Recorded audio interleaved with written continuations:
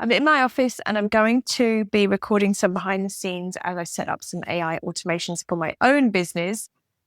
I just came back last week from the Carolinas, Virginia Business Brokers Association, where I was speaking, and I was speaking about the future of business brokerage and AI for business brokers. So as I practice what I preach, my plan this week is to automate absolutely everything that I'm doing and then document that process so that we can learn together behind the scenes. So right now, what I'm doing is I use Notion, but I'm setting up a Notion workspace because I want to have my company operating entirely digital. We got some big projects that I'm working on for the upcoming weeks, and I'll be documenting and sharing that. And hopefully it will be interesting so that you can learn with me.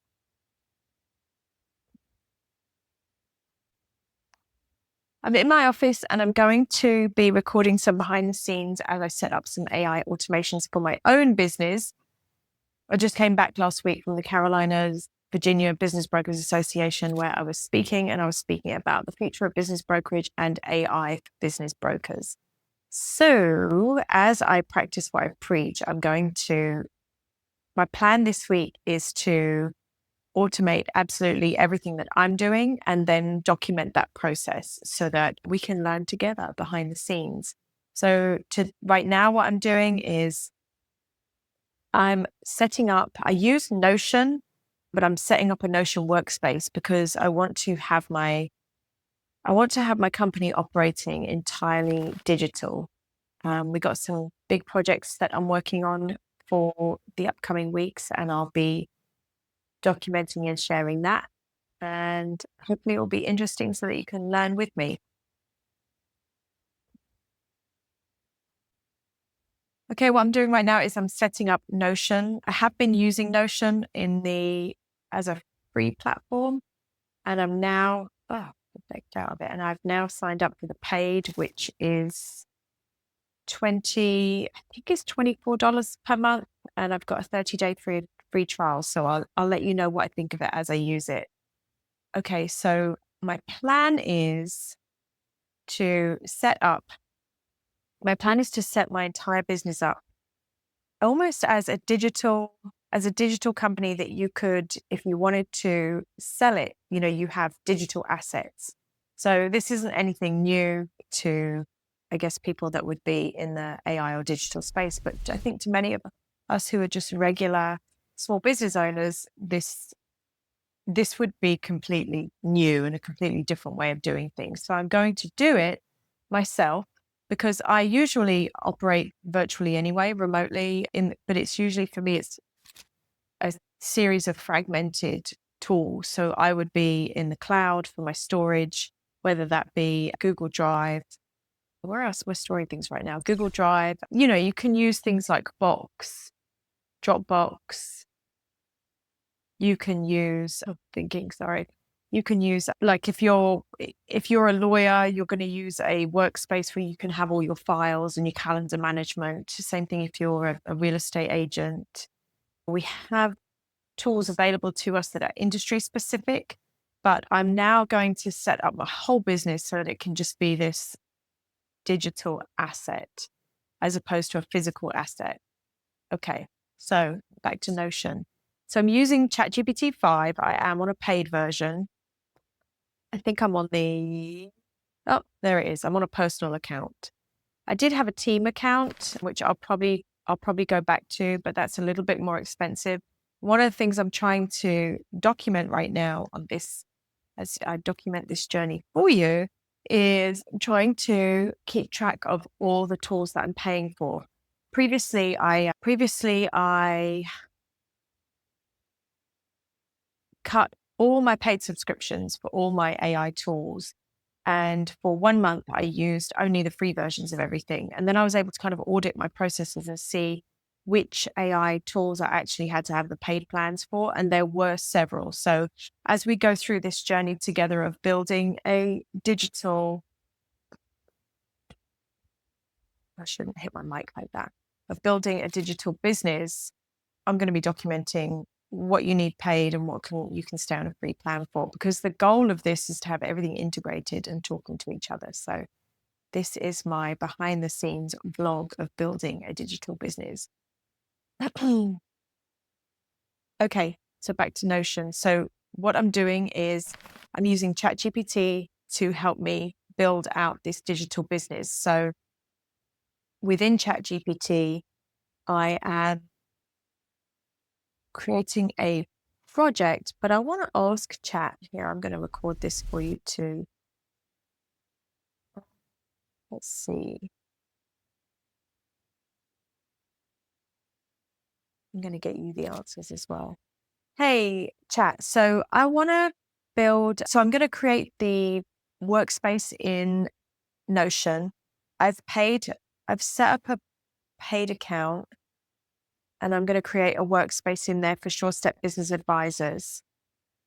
Should we be, we discussed this already, but should we be having our chats in a project so we can save the memory in there? Will that be an easier place for me to go back and get advice from you on?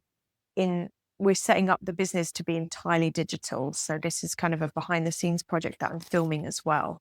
So can you give me some advice on that?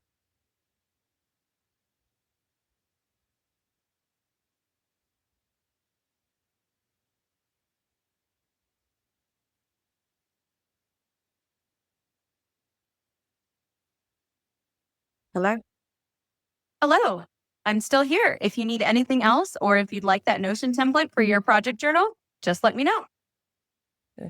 Hey, so I just asked you a question, and it was, in order to store our chats so that we can have memory on this digital business setup, are we going to make a project in ChatGPT, or are we going to keep it in the regular chat thread? I see what you mean. So here's how it works on my end. We've already set up this particular chat as a sort of ongoing project space with the SVOS context. That means whenever you come back to this same thread, we'll have the memory and context of everything we've discussed about building out your digital business setup. In other words, you don't necessarily need to create a separate project inside ChatGPT. This thread is effectively your project space for SureStep Virtual Ops SVOS. If you ever want to start fresh or create a new project thread, you can do that too. But for now, we can just keep everything in this thread so it's all in one place. But what happens when you're using your chat space and then you get new threads, and then the thread is going to go down in the thread list, right? So how will I find it? Absolutely. That's a good point. As you have more conversations and a new threads, this one can indeed get pushed down in the list. But no worries. Here's how you can keep it easily accessible. One, use the search function. You can search your past thread by keywords. If you remember that this project is tagged with SPLS or SureStep Virtual Ops, just type that in the search bar and you'll find this thread quickly. Two, bookmark or favorite the thread. Depending on the platform you're using, you might have the option to mark a thread as a favorite or bookmark it in your browser. That way you can jump right back in whenever you need. Ask me anytime. Even if you start a new chat, you can always say something like load the SVOS project and I'll be able to recall the context we built here. In short, you've got multiple ways to jump back to this conversation whenever you need it. Okay, so just one last question, because we're doing a behind the scenes. This is kind of a vlog, so other people can learn while I'm building. But why wouldn't we make a project? Because then the projects are in their own thread in ChatGPT. That's a great question. And I totally understand where you're coming from, especially since you're documenting everything for a behind the scenes vlog. So here's the nuance. Right now, ChatGPT doesn't have a built-in project management feature where you can officially create and name a project that lives in its own permanent section. We do have this kind of ongoing memory within the thread, but it's not like a dedicated project folder that you can just click on and see all your projects in a list like you might in a project management app. What we're doing here is kind of a workaround. We're treating this thread as your project space by using memory and context markers like SPMS. That means whenever you come back to this thread, we know it's part of your SureStep Virtual Ops project. In the future, if there's a more formal projects feature in ChatGPT, we could definitely do that. But for now, the best way is to keep everything in this thread and use those little cues like the SVOS tag to keep it organized. And remember, you can always ask me to retrieve or summarize anything we've done here. Okay, great. So when I put in a prompt, just so that we can share this with the audience, when I put in a prompt, we're going to use the word log if I want you to log something to memory, right? or we're going to use remember as well. And then do I need to tag it SVOS for Sure Step Virtual Ops? Exactly. You've got it. For the audience and for our own clarity, here's how we'll do it. 1, use log whenever you want me to record an entry about what you're working on. That means I'll treat it as part of the SureStep Virtual Ops project log. For example, log, send NDA follow to buyer X. Next step is to confirm receipt in 3 days. Use remember when there's something you want me to store in long-term memory. That's more of a persistent factor guideline. For instance, remember the SVOS asset library stored in Notion under the assets database. Tag with SVOS at the start of messages if you want to be extra clear it's related to this project. Not strictly necessary every single time, but it definitely helps keep things organized. So for the blog, you can explain that we're using these keys to manage the project right here in chat. It's a neat way to show people how you're structuring as you build out the digital business. Okay, great. Thanks. All right. So basically what's happening here is I'm going to bring you through this every single day from the very beginning. So what I've asked ChatGPT to do is, as I said, help me build a truly digital business, right? Where these are digital assets that I own. So I'm going to be mindful of signing up for subscriptions where the workflow is owned by somebody else and I'm just using their platform. I'm going to be building it so that these digital assets are mine and they're tied into my business. So my business gets the value of those. So we'll see how that goes. Okay.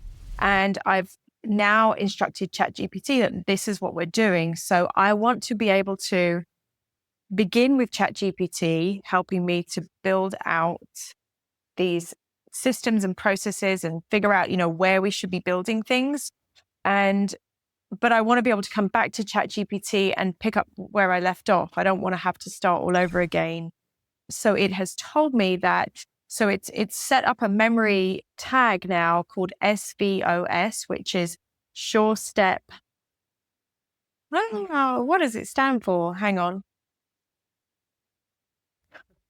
Oh, here we go. Sorry. Step Virtual Ops. So SVOS is kind of my tag for any time I'm working on Sure Step Virtual Ops.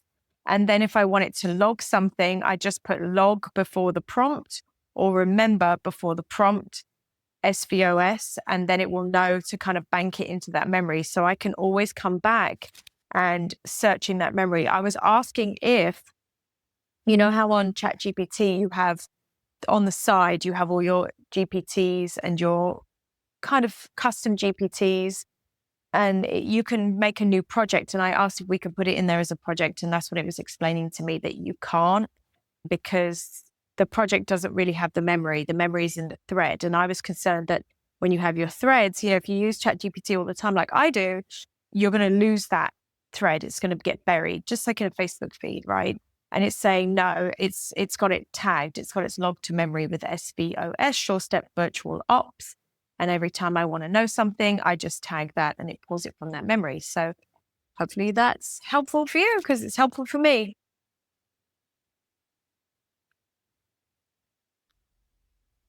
Okay, I think my audio should be better now. I was saying, okay, so I'm in the office today. Last week I was out at an event. I was speaking and spending time at an annual industry conference. And I'm speaking about AI and AI integration and automation for small businesses. And some of those small business owners that I was talking to were business brokers. And there's a lot that brokers can do to automate their businesses and make their lives easier. But I decided to do a deep dive myself and then document the process. So here we are, we're back. So where am I at? Let's see. Okay, so I've chosen, like I was saying before, I've chosen Apollo for prospecting. And I think I'll probably do some tutorials as well on screen. I'll put those in this training and vlog as well. I've chosen Pipedrive as my CRM. I'm starting over with that. I was using HubSpot, but I didn't use a lot of the HubSpot features. I just liked it because it was free. And you could get a lot of contacts in there and you could make lists. So that's what I liked. But I like Pipedrive because the layout is very visual. So I think it's easier for a lot of us when we are prospecting and keeping track of our potential clients. I have also now chosen eSign for my document signing forms. I was using PandaDocs, but something about, no, wait, I was using PandaDocs. And then before that, I was using DocuSign, but I found DocuSign to be a little clunky. It may be better now. PandaDoc's better, but I'm just looking to test different tools and get the most streamlined process for me. What else today? Oh, using Notion a lot today. So I've only been using Notion to create. Up until now, I've just been creating like pages in there and keeping notes, but there's a lot it can do. So I have signed up for let me close out this and I'll tell you.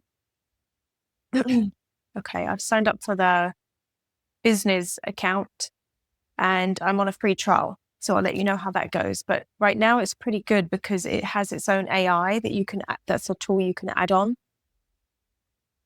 And works a little bit like ChatGPT, but within Notion. So that's where we are at so far.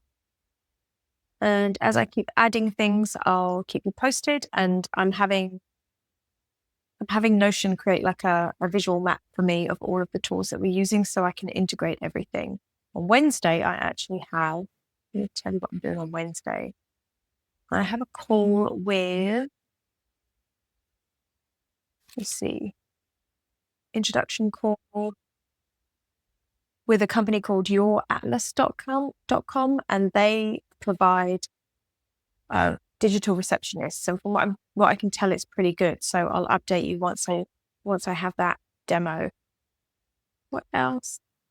That's it. We're just at the beginning. So I'm going to create a fully digital business, which I have created a cloud-based and paperless business before, but I've never created a fully digital business that, okay, here's the business. It's a digital asset. So I'm pretty excited. Okay, so lots and lots of tools and implementation today, as well as following up with clients and working on projects for clients. So my takeaways are today we used, we used Notion, getting that all set up. ChatGPT, I just always have it with me. Gemini, I still find to be a little quirky. There are certain things that I kind of wish it could do that it can't. Like I wanted it to go find some things for me. Actually, no, I wanted it to be able to schedule something for me, but I guess we don't have those capabilities yet. And even in searching for files, it did okay, but it didn't really find me what I needed. I had to go into Drive and find it myself. And let's see, I've been using vidIQ today. I'm going to be using that more to edit this video. And what else? Okay, so I'm getting started with Instantly. I'm going to be running a cold outreach campaign. So I'll let you know how that goes. I mentioned that earlier today. So what's that? And then what else? I think that's it today for the setup of beginning the process of practicing what I preach and making sure that everything that I'm using is fully automated. That's it. That's it for today. That's the vlog du jour. See you tomorrow.